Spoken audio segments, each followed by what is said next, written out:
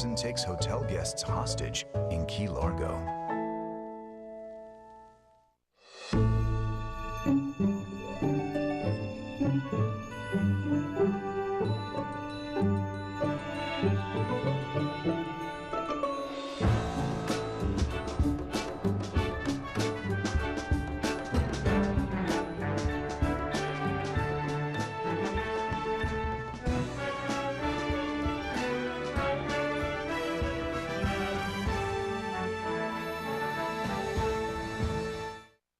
Hi, I'm Robert Osborne. As we've been doing all day today, we're saluting crime dramas and film noir. It's a movie marathon inspired by a mini-series that our sister network TNT is going to premiere tomorrow night called Mob City, drama which takes a look at the darker side of the 1940s in Los Angeles.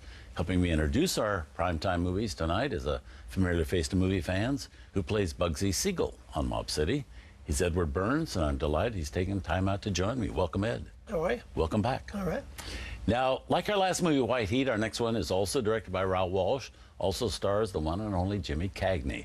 This time Cagney joined by Humphrey Bogart, Priscilla Lane, and Gladys George. From 1939, it's The Roaring Twenties. Great movie. Great movie. Great movie. And favorite of yours? Yeah, big time favorite of mine, and probably my favorite of the few that I rewatched and I'm prepping for this. You know, we talked before about Cagney and how much I loved Cagney. Right. But I think this is the film, you know, when I was falling in love with Cagney and going through his filmography, this might have been the first film where I saw Bogey. And then, of course, you know, how do you not fall in love with Bogey in this film? Yeah. And you just want more of him. Yeah. And how great to see the two of them together. Oh, yeah, These two it's great. potent personalities. I think there's another film. Are they in? Well, Oklahoma Kid. They're in a Western, which is really... I've never seen that It's one. really weird because here you got two really urban guys. Yeah. You know, all of a sudden they're in a Western. Yeah. Cagney's like, you know, about 2 feet tall. And Bogart, you know, looks, he's the villain, of course, all wearing black.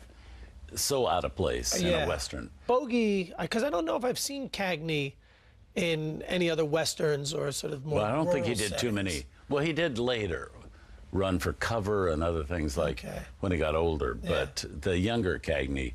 Yeah, but Bogey you could see, because, you know, Treasure of Sierra Madre is a great film where Bogey's obviously not playing one of the urban tough guys. Yeah.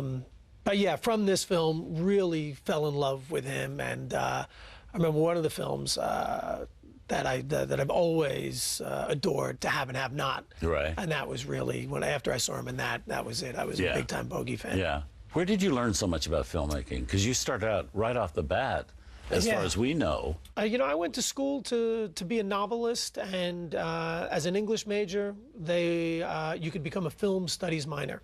And that was really my introduction to a lot of these classic films.